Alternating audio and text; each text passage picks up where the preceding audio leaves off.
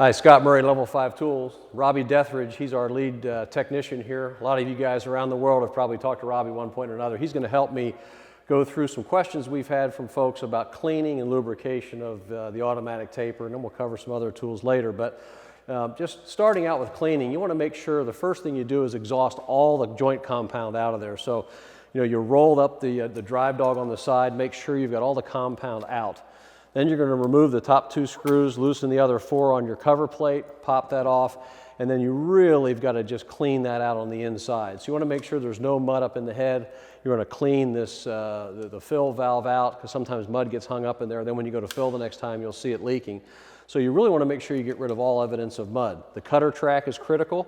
You want to make sure where your blade slides through that cutter track that it's nice and clean, and also your tape guide. Sometimes folks will get a piece of tape stuck up in that tape guide. They'll go back to run the next time, and they're going to have a problem with a jam. So once you've got the mud out of this top head area, you're going to want to make sure you go through the bottom as well. Clean out that entire tube and make sure that you've got it completely clean. If you can get yourself a round brush with a long handle, that can help you get more of the mud out of there. And don't be fooled. Just because you think you've rinsed it good, that doesn't mean the mud's all out of the tool. You really want to inspect that with a small flashlight or something to make sure it's clean.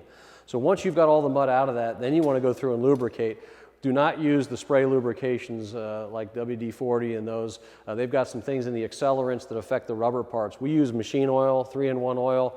Some guys usually use motor oil, but we recommend just a light machine oil. And then you're just going to go through every moving part. Wherever you've got a bushing, a bearing, an axle, or a rod, you're going to want to make sure that you go ahead and lubricate that entire head. We're going to do the drive chain on the side.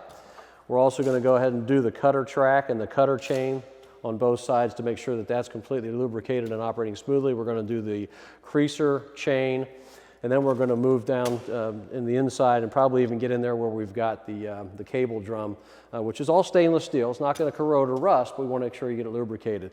The cutter tube will lubricate that as well, and then probably even come down here and just do the wheels on the control sleeve. Some guys do that.